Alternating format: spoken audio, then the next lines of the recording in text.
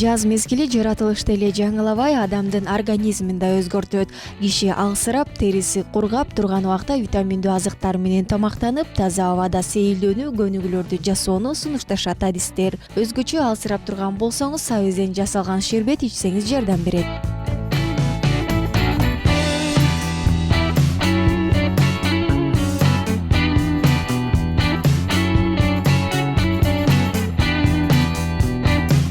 Сабизде көптөгөн сулуулук витаминдери жана пайдалуу минералдык заттар бар. Сабизди жүрөк оорууда жеген жакшы жыйынтык берет. Ошондой эле сабиз онкологиялык оорулардын алдын алууда колдонулуп, көзгө эң пайдалуу азык.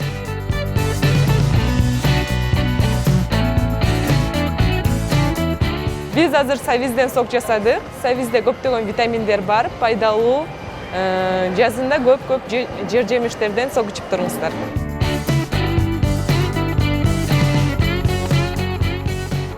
Негизинен сабизден жасалган суусундуктар адамдын көзүнүн көрүүсүнө, аны менен катар темир жетишпестигинен жабыркап жүргөндөр үчүн миңден бири деп айтышат экен адистер. Андыктан жаз мезгилинде мына ушундай суусундуктардан көбүрөөк ичип туруңуздар дейли.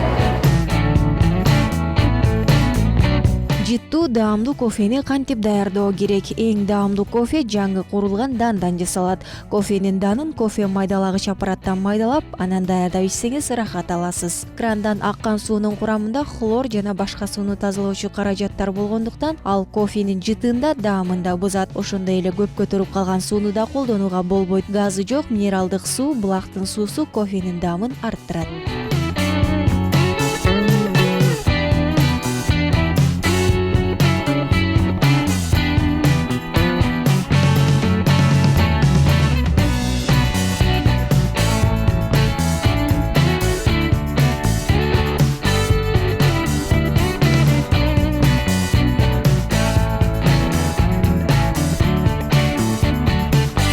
Экспрессо эң күчтүү кофе болуп саналат. Макиато экспрессо менен сүт көбүгүнүн өлчөмү 1:1 болот. Американо даяр экспрессого суу кошулат. Муну менен кофедеги ачуу даам жумшарат. Капучино экспрессо ысык сүт көбүгү бирдей өлчөмдө кошулат. Латте 1/4 бөлүгү экспрессо, калгандары ысык сүт көбүгүнөн турат. Айпер Адамкулова, Алтынбек Кубанычбеков, Ньюс ТВ, Таң Маанай.